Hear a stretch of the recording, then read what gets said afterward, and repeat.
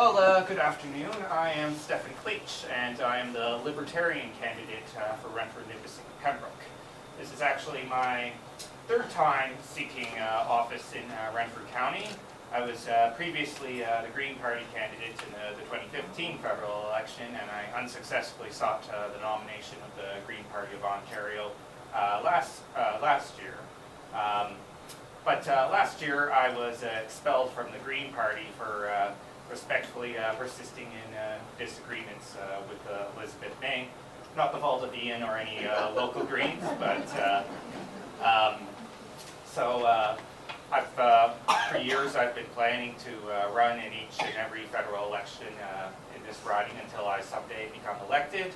So I sought candidacy with multiple political parties, and I ended up running for the first political party that would let me speak my mind without expecting and not expect me to fully and absolutely represent the party platform. So I'm of course not a Puritan libertarian, but Libertarian Party generally believes in decreasing the role of government in people's lives. And the Libertarian Party very much favors the liberty of citizens. Now, as a young person quite engaged in politics, I see myself as someone who does a better job representing young people than most of our most demographics in our riding or in our country.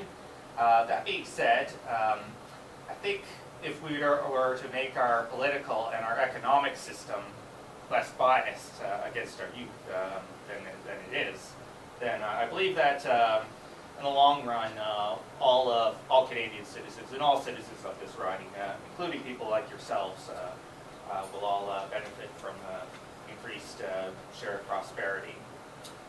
So back to what the Libertarian Party stands for. Aside from the general increase in liberty, like reducing government regulations and more especially getting rid of monopolies that gouge consumers to the advantage of established producers and lobbyists. I like the liberty principle that we shouldn't make it illegal to sell things to people that you can give to them for free. So for example, I don't believe it should be illegal in this country to sell, frankly, I don't think it should be illegal to sell a kidney to someone when it's, even as it's perfectly legal to give your kidney away to someone for free. Libertarian policies and platform aside, I've got a bunch of ideas of my own about what needs to change in our policy landscape. I'm opposed to the nuclear waste dump that is currently being reviewed and proposed for 1 kilometer away from Chalk River and 1 kilometer away from the Ottawa River. In the long term, I'm concerned about the prospects of radiation from that nuclear waste getting into the Ottawa River. I believe that we need to have more MPs, each making lower salaries, so that our MPs are more closely in touch with and more like the citizens that they represent. We would have more competitive elections if our representatives were elected by the people who know them best. Which is not the case in the ridings of 100,000 people, because in such largely populated ridings, people make their voting choices based upon abstract party platforms. I also believe our Constitution is imperfect and somewhat outdated. We need to elect some politicians who will at least try to tinker with it and improve it. I believe that the suffering of animals matters, and I also believe at the same time that consumption of meat is an important and inevitable fact of the Canadian diet. So I believe that the slaughter of animals should be taxed, but with the proceeds of the tax being redistributed to citizens at large. I believe we have an opioid crisis that's been killing thousands of Canadians, and I believe that this opioid crisis clearly shows that our current drug laws do not work. If drug criminalization worked, we wouldn't have thousands of deaths. We need to have a looser regulated regime that supplies market drugs or recreational drugs. It has to be consumer. That way we can monitor the supply, give would-be dangerous warnings about the risks involved, and prevent the poisoning of drugs that could be a little less dangerous than they have to be. To conclude, I believe that more so than other candidates, that I have the interests of the next generation of Renfrew-Nipissing-Pembroke in mind, not just the 4 years, but the long-term prospects. And I hope you'll cast a vote for Liberty in this upcoming election. And if you're not convinced by this election, then I hope you'll reconsider again in another future federal election. Thank you for listening.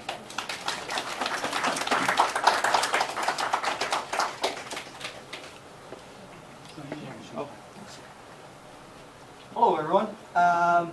Wait, I just want to make an observation for these fine folks here. Just for the record, I was we were almost all of us exactly on 10 minutes, just for future reference. There's been a lot of discussion about time limits and is 3 minutes enough, and last night we pretty much concluded it wasn't. And so thank you very much for giving us some of your time. My name's Pineau. I'm the Green Party candidate for Renfrew-Nipissing-Pembroke. I, unlike Dave, cannot trace my ancestry in Renfrew County. I've been here for 17 years, and that well, maybe Kumar, you might be here a little less long than me, but everybody else probably longer.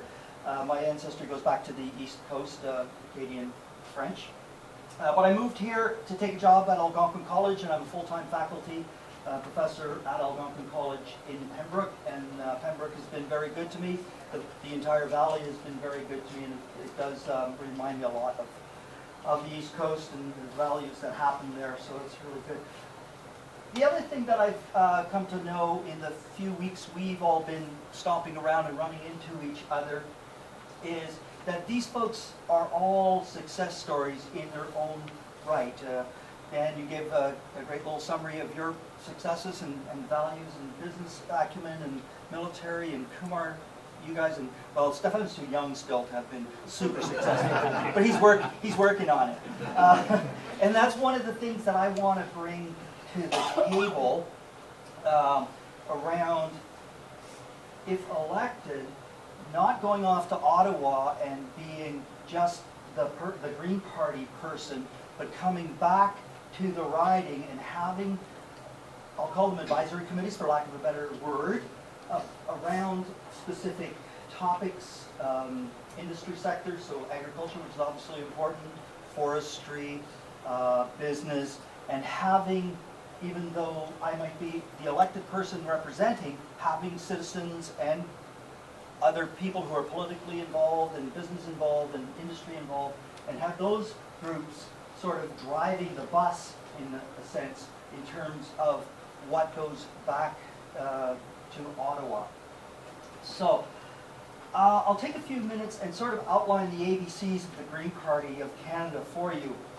And knowing that the Green Party has been in existence here in Canada for approximately 40 years and globally for 80 years, so it's the only party that has a global presence around the world. And that we've become a fully developed party in the Canadian context, similarly as they have in other places around the world. So it's a fully mature party. It has a fully costed platform,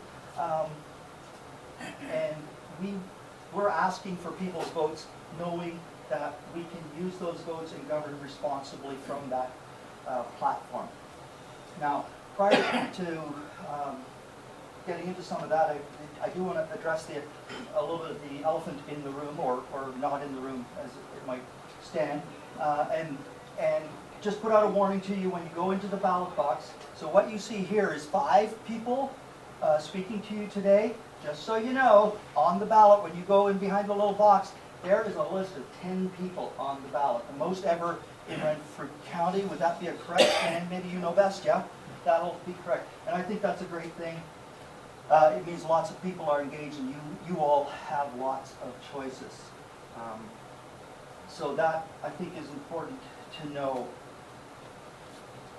So, springing from that is the question that I think is most important overall for folks in the county in this election. And that question is, who can accomplish more in the upcoming parliament? Someone who is likely to jointly hold the balance of responsibility in a minority government, because it's very likely to be a minority government, or someone who's going to sit outside of a liberal minority government, or conversely sit inside of a minority conservative government but still have not very much in the way of power or influence.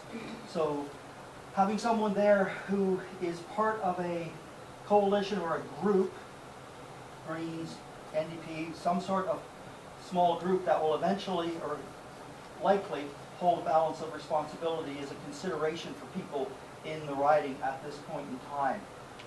Particularly if you believe polls, it seems like they're suggesting that we're on our way to a minority government, either liberal or conservative. That's the most likely, that's the safe bet if you're a gambling person. So that becomes the question. So, how are we going to do this? I think I'm going to change things up a little, because someone told me last night, they said, I need to hear how you're going to pay for all of this. So we got tons of stuff. Everybody has tons of ideas and things that they'll do or not do. But one person asked me, how's your party going to pay for all of that? So I'm going to jump to how we'll pay for stuff first, and then I'll talk very quickly about some of the big ticket items, or big ideas at least, that we have as we transition out of a fossil fuel economy that we've been in for the last 100 years, and we're gradually going to transition out of that fossil fuel economy to a new green economy.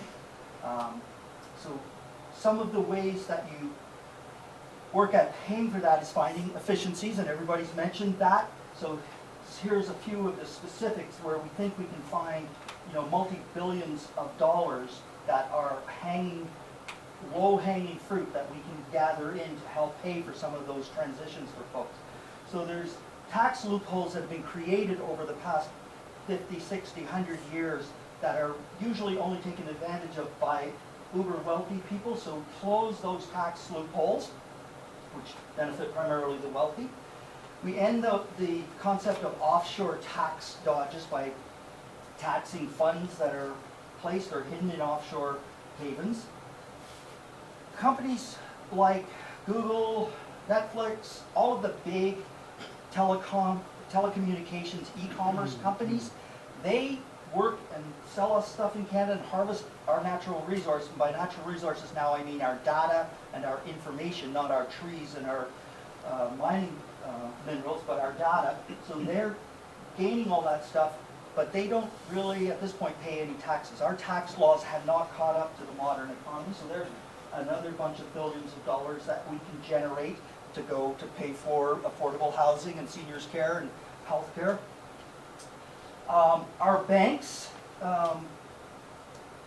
do tons of financial transactions, so imposing a financial transaction tax, it's like 2% or 0.2% or 0.5% in the finance sector. France has done that since around 2012, and they pull in tons of money from the big multinational banks that operate in their countries. We can easily do that same thing here. We would take our federal corporate tax rate and gradually over time ramp that up somewhat so that the big multinational corporate players in this country would actually be paying a more fair share of taxes in terms of where they sit in the different countries. So in the OECD countries, the developed countries of the world, our corporate tax rate is somewhere down in the bottom third at 15%, around there right now. So our proposal, again, to raise more money to pay for more services would be to gradually ramp that up to around 19%, which would then put us about in that middle band of countries. Not at the highest, for sure, and that is not a good place to be either, but certainly not at the lowest. So we're maximizing our income there. We do things like canceling the trans